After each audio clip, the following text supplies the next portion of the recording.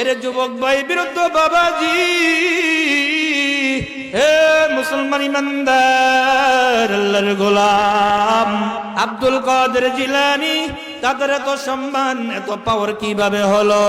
আব্দুল কাদের জিলানীর বাবা আবু মুসা সালেহ জঙ্গি রহমতুল্লাহি আলাইহি, তারা জীবনও ঘুষ খাইতো না, তারা জীবনও সুদের কাছেও যাইতো না, জীবনও মিথ্যা বলতো না, জীবন হারামের কাছে কখনো যাইতো না। আবু মুসা সালেহ জঙ্গি রহমতুল্লাহি আলাইহি একদিন দুপুর বেলা ওই নদীর কিনারে বসে আছেন, হঠাৎ করে দেখতেছে নদীর কিনারে দিয়া একটা ফল ভেসে যাচ্ছেন। ফল কি, জোরে বলেন? এ নবীর উম্মতের দল, হে যুবক ভাই বিরুদ্ধ বাবাজিরা, এলাকার পর্দার ভিতর মা ও বোনেরা আমার, দুপুর বেলা নদীর কিনারে বসে আছেন, হঠাৎ করে দেখতেছেন নদীর মধ্য থেকে একটা ফল, সুন্দর একটা ফল ভেসে যাচ্ছেন। পেটও বড় ক্ষুধা, হঠাৎ করে ফলটা হাত দিয়া দর্শন, দেখেন খুব সুন্দর ইনপুটিং একটা ফল, পেটও বড় ক্ষুধা। এইবারে চিন্তা ভাবনা সারা চিন্তা করেছে খুব সুন্দর একটা ফল, আমার পেটও বড় ক্ষুধা। এইবার ফলটা নিয়ে আব্দুল কাদের জিলানীর বাবা খায় ফেলেছেন। যখন এই ফলটা তার পেটের মধ্যে যায়, পেটের মধ্যে যাওয়ার পর এইবারে চিন্তা করেছে এই ফলের মালিক তো আমি না। বর্তমানে আমাদের অবস্থা কি? কোনটা হালাল, কোনটা হারাম, কোনটা নাজায়েজ, কোনটা জায়েজ? বর্তমানে আওয়ামী লীগ পল্লী নেওয়ার পর এক ভাই দুনিয়ার জমিনে লেগেছে কার পুকুর দখল করবে, কার খামার দখল করবে, কার জায়গা জমিন দখল করবে, কার বাজারে বিড়া দখল করবে, ঠিক কিনা? এরে নবীর উম্মতের দল আবু মুসা সালেহ জঙ্গি রহমতুল্লাহি আলাইহি এইবারে চিন্তা করেছে এই ফলের মালিক তো আমি না, এই ফল কার? আমি খায়া ফেলেছি। এই ফলের মালিক যদি কিয়ামতের ময়দানে আল্লাহ রাব্বুল আলামিনের সামনে আমার বিরুদ্ধে মামলা দায়ের করে, আমি আবি সালেহ জঙ্গির মুসার কি উপায় হবে? ওই কবরের কথা যখন তার মনে পড়ে যায়, ওই মিজান হাসল মিজান ফুলসরতের কথা যখন তার মনে হয়ে যায়, আল্লাহ রাব্বুল আলামিনের কাঠগড়া যদি আমি মামলা দায়ের হয়ে যাই, আসামি হয়ে যাই, আমি জীবনে যত নামাজ পড়েছি, জীবনে যত নেক কাজ করেছি, জীবনে যত তাহাজ্জুদ পড়েছি, কিছুই আমার মালিকের দরবারে কবুল হবে না। আবু মুসা সালেহ জঙ্গি রহমতুল্লাহি আলাইহি যখন ওই পরকালের কথা মনে পড়িয়া যায়, পাগলের মতন হয়ে গেল, পাগলের মতো নদীর কিনারে কিনারে এবার হাঁটতেছে রে বাবা। এরে যুবক ভাই, এ বিরুদ্ধ বাবাজিরা, এলাকার পর্দার ভিতর মা ও বোনেরা আমার, এইবার পাগলের মতো নদীর কিনারে কিনারে হাঁটা শুরু করেছে। আরে কোন মালিকের ফল? এই ফলের মালিক তো আমি না, আমি কার ফল খেয়ে ফেলেছি? এইবার মালিককে সন্ধান খোঁজার জন্য, ওই মালিকের সন্ধান খোঁজার জন্য নদীর কিনারে কিনারে হাঁটতেছে। হাঁটতে হাঁটতে যখন দীর্ঘদিন পর্যন্ত হাঁটে, নদীর কিনারে যে দেখতেছে সেরকম একটা ফল গাছ নদীর কিনারে, নদীর মধ্যে ঝুলন্ত অবস্থায় আছে, পড়ে আছে। মানুষকে জিজ্ঞাসা করল, রে ভাই, এরকম একটা ফল গাছ কার আছে? তোমরা কি তাকে চিনো নাকি? ওই যে একটা ফল গাছ দেখো নদীর মধ্যে ঝুলে আছে, সেখানে তাকে দেখবা ভিতরে বড় একটা ফলের বাগানও আছে। এই রে ভাই, এই ফলওয়ালা মালিককে আমার দরকার, এই ফলওয়ালা বাগানের মালিকের আমার প্রয়োজন, তুমি তাকে চিনো নাকি? কয় হ্যাঁ, তার বাড়ির মধ্যে যাও, তাকে বাড়ির মধ্যে গেলে তাকে বাড়িতে পাইবা। এইবার আবু সালেহ জঙ্গি মুসা রহমতুল্লাহি আলাইহি এইবার খুঁজতে খুঁজতে ওই ফলওয়ালার বাড়ির মধ্যে ঢুকে যায়। জাগ দিয়া বলে, ও ফলওয়ালা মালিক, ও আল্লাহর বান্দা, আপনি বাড়িতে আছেন নাকি? হ্যাঁ বাড়িতে আছি। কে তুমি? আমি একজন আপনার আসামি। আল্লাহু আকবার। আমি বড় একটা অপরাধ করেছি, বড় একটা ভুল করেছি, আপনার কাছে এসেছি, আপনি আমাকে ক্ষমা করবেন নাকি রে মালিক? কি অন্যায় করেছো, কি ভুল করেছো, আমাকে খোলাখুলি একটু বলো। এই রে মালিক, আমি নদীর কিনারে বসে আছিলাম, হঠাৎ করে আপনার বাগানের একটা ফল নদীর মধ্যে ভেসে যাচ্ছে, পানির মধ্যে ভাসতে ভাসতে যখন আমার কিনারে গেল, আমি চিন্তা ভাবনা তা কি না করে খায়া ফেলেছি। এই ফলের মালিক তো আপনি যদি আমাকে মাফ না করেন, আমি তো পরকালে জাহান্নামের কাঠগড়ায় আসামি হিসেবে দাঁড়িয়ে থাকবো। এই রে ফলওয়ালা মালিক, আপনার পায়ে ধরি, আপনি আমাকে আল্লাহর জন্য ক্ষমা করে দেন। ফলওয়ালা মালিক চিন্তা করেছে, কত মানুষ তো জীবনে কত ফল চুরি করে খায়া ফেলেছে, কত পশুরা পাখিরা ফল খায়া ফেলে, কত ফল নদীর মধ্যে ভেসে যায়। জীবনও তো কোনো মানুষ এই ফল খায়া মাপ পাওয়ার জন্য দ্বিতীয়বার আমার কাছে আসে নাই। এই যে ফুটন্ত একটা যুবক সন্তান আমার কাছে আসছে, নিশ্চয় এই ছেলের মধ্যে মনে হয় মাল আছে, মাল। আল্লাহু আকবার। কত ফল কত পশু পাখিরা খায়া ফেলে, ঠিক কিনা জোরে বলেন? কত ফল মানুষে চুরি করে খায়া ফেলে, জীবনও তো কোনো মানুষ আমার কাছে আসে নাই। এই ছেলেটা যেহেতু আসছে, নিশ্চয় ছেলের মধ্যে মাল আছে, আমি তাকে পরীক্ষা করব, অবশ্যই তাকে পরীক্ষা না করে আমি ছাড়ব না। ফলওয়ালা মালিক বলতেছে, রে যুবক, ও আল্লাহর বান্দা, তোমাকে আমি মাফ করব, একটা শর্ত আছে আমার শর্ত যদি তুমি পুরাপুরি পালন করো, তাহলে তোমাকে আমি মাফ করতে পারি। আর যদি তুমি আমার শর্ত পুরাপুরি পালন না করো, তাহলে তোমাকে আমি মাফ করব না। যুবক বলতেছে, ও ফলওয়ালা মালিক, আপনার কি শর্ত আছে আপনি আমাকে বলেন। আপনি যেই শর্ত দেন ওই শর্তটা আমি পুরোপুরি পালন করব, কারণ আমি চাই দুনিয়ার ভুলের জন্য, দুনিয়ার অপরাধের জন্য দুনিয়ার শাস্তি হয়ে যাও, পরকালে কবরের মধ্যে রাজা ওই জাহান্নামের আগুন সহ্য করতে পারবো না, ওই কিয়ামতের ময়দানের জাহান্নামের আগুন সহ্য করতে পারবো না। এই জন্য দুনিয়ার আসামি হইয়া দুনিয়াতে শাস্তি পেতে চাই, দুনিয়ার অপরাধের জন্য দুনিয়ায় আমি মুক্তি পেতে চাই, পরকালের জগতে আমি পুরাপুরি ফিরে সাইয়া আল্লাহর দরবারে যেতে চাই। ফলওয়ালা মালিক এবার চিন্তা করেছে, হে যুবক, তোমাকে আমি মাফ করতে পারি, একটা শর্ত আছে। কি শর্ত? আমার এই যে ফলের বাগান দেখো, এই ফলের বাগানের একটানা 12 বছর, এক যুগ 12 বছর পর্যন্ত এই ফলের বাগানের তুমি কর্মচারী করা লাগবে।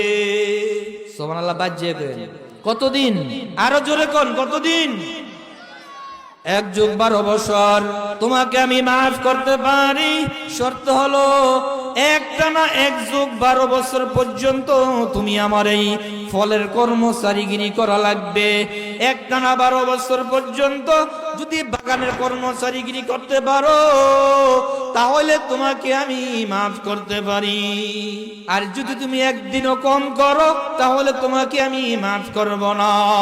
আব্দুল কাদের জিলানীর বাবা আবু মুসা সালজঙ্গি রাহমাতুল্লাহ আলাইহি এইবারে চিন্তা করেছে, দুনিয়াতে 12 বছর পর্যন্ত আমি তার রাখবালি করব, তার কর্মচারীগিরি করব, তারপরও আমি পরকালে জাহান্নাম থেকে মুক্তি পাইব।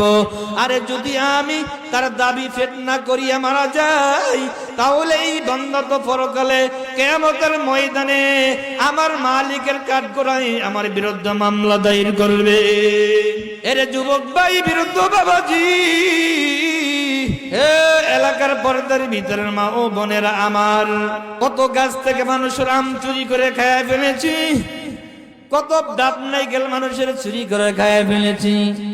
ওই নদীর মধ্যে মাছ ধরার জন্য যাই, 2 জনের জাল যখন একত্র হয়ে বেজে যায়, একজনের জাল একজনের জালের সঙ্গে বেজে যায়, কিন্তু জাল ছাড়ার নাম দিয়া মাছ চুরি করে ডয়ের মধ্যে ভরে, ঠিক কিনা? এরে নবীর উম্মতের দল,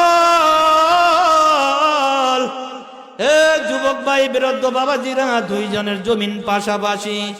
প্রতি বছর বৈশাখ মাসে যখন চৈত্র মাসের জমিন নতুন আইল দেয়, 1 বিঘত করে আইল প্রতি বছর দক্ষিণ দিকে যায়, ঠিক কিনা? আরো জোরে কোন মিয়া, ঠিক কিনা?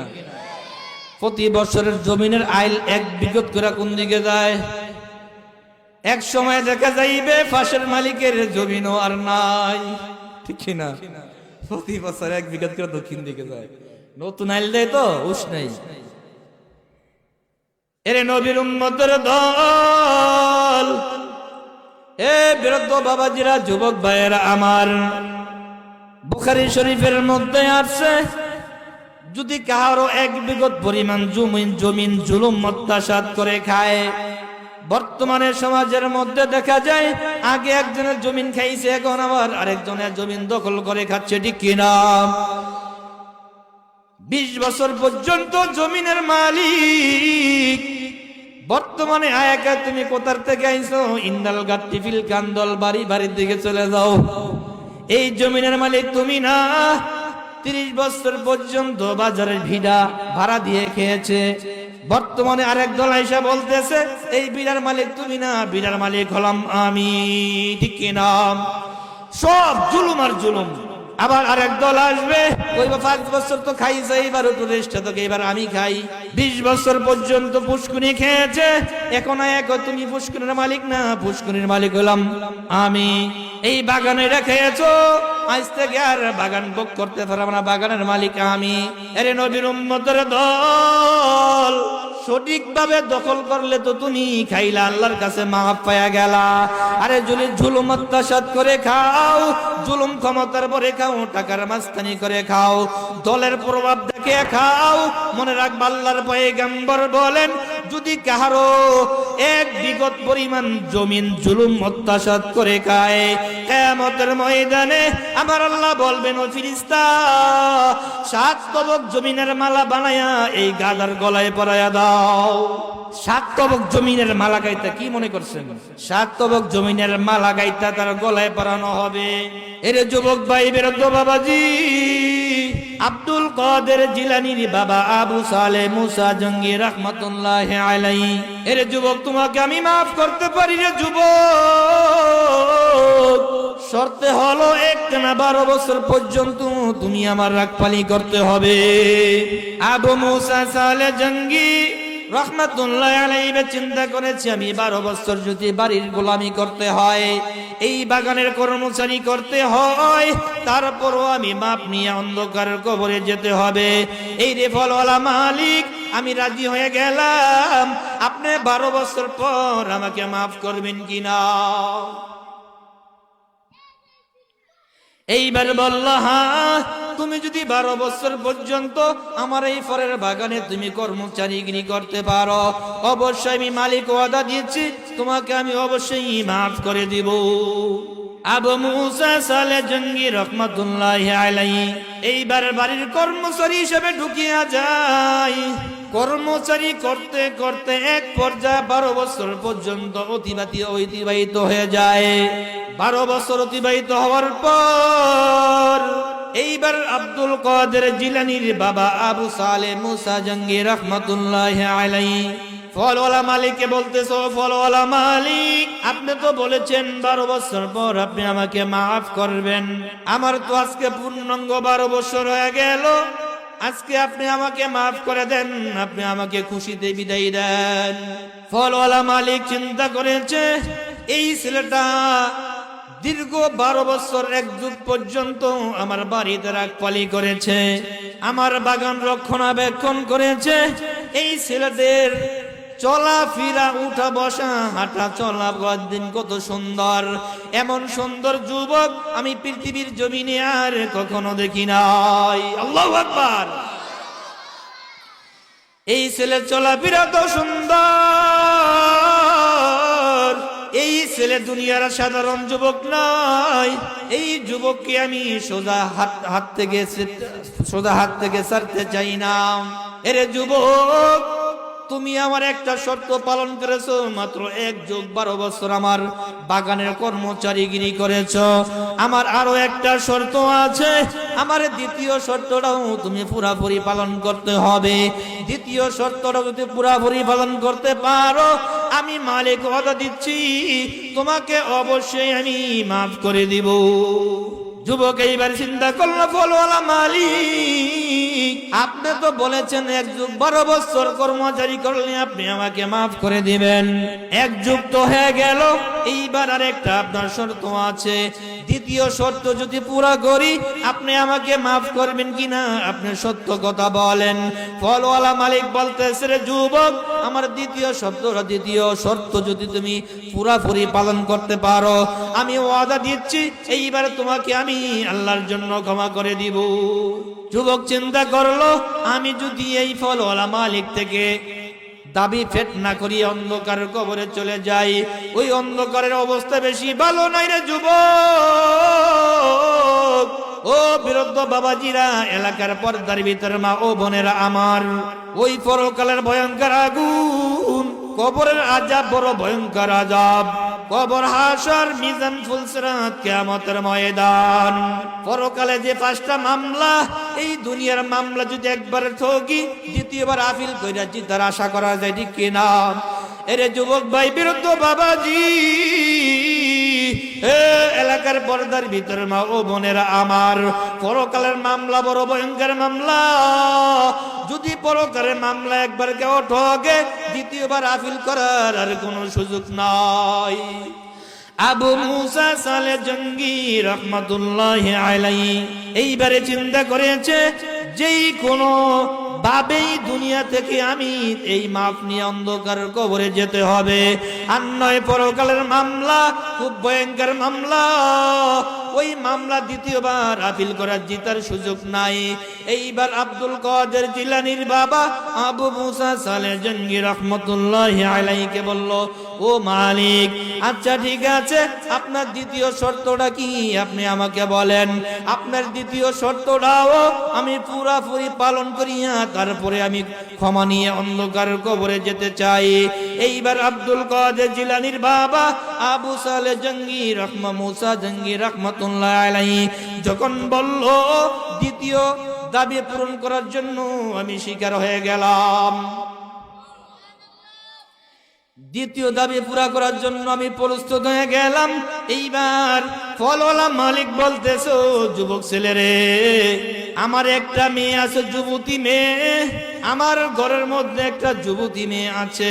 এই মেয়ের জন্ম বেড়কিয়া, কালা খোলা, ল্যাংরা বদির। এই অন্ধ এই বেড়কিয়া মেয়েটাকে তুমি, অযোগ্য বেড়কিয়া মেয়েটাকে তুমি বিবাহ করতে হবে। তুমি যদি বিবাহ করতে পারো তাহলে আমি তোমাকে মাফ করতে পারি, আর আমার এই অযোগ্য মেয়েটাকে যদি তুমি বিবাহ না করো তাহলে তোমার এই ফলের দাবি আমি ক্ষমা করতে পারবো না। আব্দুল কাদের জিলানীর বাবা আবু মুসা সালে জঙ্গি রহমাতুল্লাহি আলাইহি চিন্তা করেছে, ওনার একটা মেয়ে অযোগ্য, চেহারা ভালো নাই, তারে 2টা হাত নাই, 2টা পা নাই, 2টা চক্ষু নাই, অন্ধ, 2টা কান নাই ভরা। এই অযোগ্যটা মেয়েটাকে নাকি বিবাহ করতে হবে। তারপরও পরকালের চিন্তা, ওই কবরের চিন্তা, হাসরের চিন্তা, মিজান, ফুলসিরাত, কিয়ামতের ময়দানের চিন্তা করার কিছু নাই। এই অযোগ্য বেড়কিয়া মেয়েটাকে বিবাহ করতে হবে। এই অযোগ্য মেয়েকে যদি বিবাহ না করি হইতে পারে কিয়ামতের ময়দানে আমি মামলার আসামি হিসেবে দাঁড়িয়ে যাই। এরে নবীর উম্মতের দল, হে যুবক ভাই, বিরুদ্ধ বাবাজিরা, এলাকার পর্দার ভিতর মা ও বোনেরা আমার, আবু মুসা সালে জঙ্গি রহমাতুল্লাহি আলাইহি বিপদে পড়ছে কি পড়ে নাই? আরো জোরে কোন, বিপদে পড়ছে কি পড়ে নাই? এরে দুনিয়ার বিপদ তার কাছে কিছু না, চিন্তা করেছে আমি পরকালে মুক্তি পেতে চাই। এই রে ফলওয়ালা মালিক, আচ্ছা ঠিক আছে, আপনার অযোগ্য মেয়ে, কানা লেংরা খোরা মেয়েটাকে বিবাহ করার পর আপনি কি আমাকে মাফ করবেন কিনা? হ্যাঁ, আমি তোমাকে মাফ করব। এইবার আবু মুসা সালে জঙ্গি রহমাতুল্লাহি আলাইহি এইবার বলল, ফলওয়ালা মালিক, আচ্ছা ঠিক আছে, ঠিক আছে, আপনার এই অন্ধ, কানা, বোবা, অযোগ্য মেয়েটাকে আমি বিবাহ করার জন্য রাজি হয়ে গেলাম। এরে নবীর উম্মতের দল, হে যুবক ভাই বৃদ্ধ বাবাজিরা এলাকার পর্দার ভিতর মা ও বোনেরা আমার, আব্দুল কাদের জিলানীর বাবা আবু মুসা সালে জঙ্গি রহমাতুল্লাহি আলাইহি এইবার বিবাহের জন্য রাজি হয়ে যায়, এইবার বিবাহের জন্য প্রস্তুত হয়ে যায়। মেয়ের বাবা ফলওয়ালা মালিক, এইবার বিবাহ সংগঠিত হয়ে যায়। এইবার তার আব্দুল কাদের জিলানীর বাবা আবু মুসা সালে জঙ্গি রহমাতুল্লাহি আলাইহির সঙ্গে ওই ফলওয়ালা মালিকের মেয়ের সঙ্গে বিবাহ সংগঠিত হয়ে যায়। বিবাহ হওয়ার পর যখন ফুল সজ্জার বাসর রাত্র ছেলে মেয়েকে যখন এক বিছনায় এক রুমের মধ্যে রাখা হয়, এই ফুল সজ্জার রাত্র, এই বাসর রাত্র ছেলে মেয়েকে যখন এক রুমের মধ্যে রাখা হয়, এক রুমের মধ্যে রাখার পর এইবার ছেলেটা তাকে দেখলো রুমের মধ্যে সুন্দরী একটা মেয়ে, এমন সুন্দরী মেয়ে, এত সুন্দর চেহারা, হুর পূর্ণিমা চাঁদের মতো সুন্দর একজন চেহারাওয়ালা একটা মেয়ে, যুবতী মেয়ে, জান্নাতি হুরের মতো সুন্দরী একটা মেয়ে ওই বাসর রুমের মধ্যে চোখের মধ্যে চাই নামাজের মধ্যে বসে আছে। আল্লাহু আকবার! আর জোরে কর নারে তাকবীর, নারে তাকবীর। আল কোরআনের আলো, কোরআন হাদিস যেখানে, হক্কানি উলামা একরাম যেখানে, আবু মুসা সালে জঙ্গি রহমাতুল্লাহি আলাইহি দেখে ভয় পেয়ে গেল। এই ফুল সজ্জার রাত্র, এই বাসর রাত্র, এত সুন্দরী জান্নাতি হুরের মতো এই সুন্দরী মেয়েটাকে রুমের মধ্যে আসছে, আমার রুমের মধ্যে আর কোনো মানুষ নাই, এত সুন্দরী একটা মেয়ে এই রুমের মধ্যে গভীর রাত্রে আসছে আমার ইমানকে ধ্বংস করার জন্য। আবু মুসা সালে জঙ্গি রহমাতুল্লাহি আলাইহি ভয়ে পায়া গেলেন, ভয়ে পায়া একটা দৌড় মারছেন, দৌড় মারিয়া শ্বশুর যেই রুমে, ওই বাগানের মালিক ফলওয়ালা মালিক তার শ্বশুর যেই রুমে, ওই রুমের মধ্যে দৌড় মারিয়া, ও শ্বশুর আব্বাজান আপনি কোথায়, তাড়াতাড়ি আসেন, আমার রুমের মধ্যে এটাকে দেখা যায়, কি সুন্দরী একটা মেয়ে, জান্নাতি হুরের মতো একটা মেয়ে আমার রুমের মধ্যে জানি কোথায় থেকে আসছে, এই গভীর রাত্র আমার ইমানকে ধ্বংস করার জন্য এক ফল খায়া বিপদে আছি, 12 বছর আপনার বাড়িতে রাখপালি করি, এই ফল খায়া দাবি হোধ করতে পারি না, বর্তমান রুমের মধ্যে কোন মায়ে আসছে আমাকে এই বিপদে ফালানোর জন্য। এই রে ফলওয়ালা মালিক, এ শ্বশুর আব্বাজান তাড়াতাড়ি এসে দেখেন আমার রুমের মধ্যে এই মেয়েটাকে। এইবার শ্বশুরও বলতেছে, ও বাবা রে, এইটা দুনিয়ার আর কেউ নাই, এইতে তো হলো আমার কলিজার টুকরা, আমার মেয়ে। আল্লাহু আকবার! এই রে বাবা, এই মেয়েটার কেউ না, এইটাই হলো আমার সেই কলিজার টুকরা মেয়ে, যেই মেয়েকে তোমার সঙ্গে বিবাহ দিয়েছি রে বাবা। এই রে ফলওয়ালা মালিক, ও শ্বশুর আব্বাজান আপনি তো বলেছেন আপনার মেয়ে কানা চোখে দেখে না, আপনার মেয়ে অন্ধ, আপনার মেয়ে বড়া কানে শোনে না, আপনার মেয়ে বোবা জবান দিয়ে কথা বলতে পারে না, আপনার মেয়ের জনম বেড়ইকা, জনম হতভাগা, জনম অযোগ্য, আজকে তাকে দেখলাম এত সুন্দরী মেয়ে পৃথিবীর জমিনে আমি আর কখনো দেখি নাই, মনে হয় জান্নাতি হুর, এত সুন্দর চেহারা, পূর্ণিমার চাঁদের মতো সুন্দর তার চেহারা, আল্লাহ মনে নিজে হাতে বানাইয়াছেন জান্নাতি হুরের মতো চেহারা, এত সুন্দর মেয়েকে আপনি বলেছেন অযোগ্য একটা মেয়ে। এইবারে শ্বশুর বলতেছে, রে যুবক, আমার মেয়েকে আমি কালো বলেছি কি জন্য?